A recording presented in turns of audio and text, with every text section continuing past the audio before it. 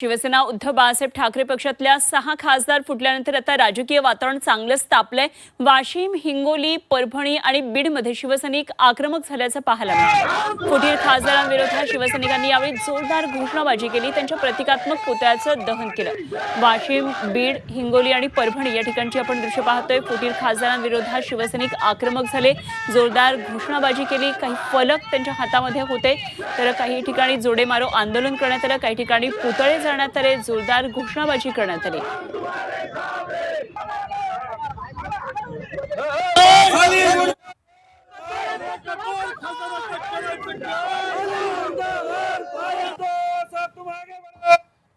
उद्धव बाळासाहेब ठाकरे या पक्षातील जे 6 खासदार निवडून आले होते, त्यांनी गद्दारी करून शिवसेना शिंदे गटात पक्षप्रवेश केलेला आहे।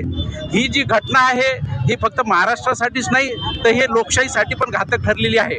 कारण आपल्याला माहितच आहे, हा जो व्यवहार झालेला आहे हा करोडो रुपये व्यवहार झालेला आहे।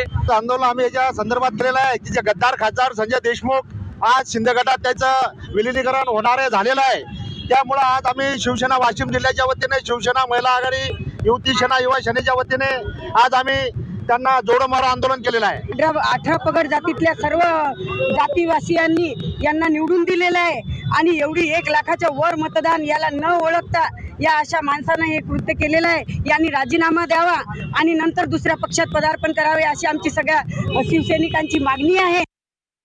उद्धव बाळासाहेब ठाकरे या पक्षातील जे 6 खासदार निवडून आले होते, त्यांनी गद्दारी करून शिवसेना शिंदे गटात पक्षप्रवेश केलेला आहे। ही जी घटना आहे ही फक्त महाराष्ट्रासाठीच नाही तर हे लोकशाहीसाठी पण घातक ठरलेली आहे। कारण आपल्याला माहितच आहे, हा जो व्यवहार झालेला आहे हा करोडो रुपये व्यवहार झाला।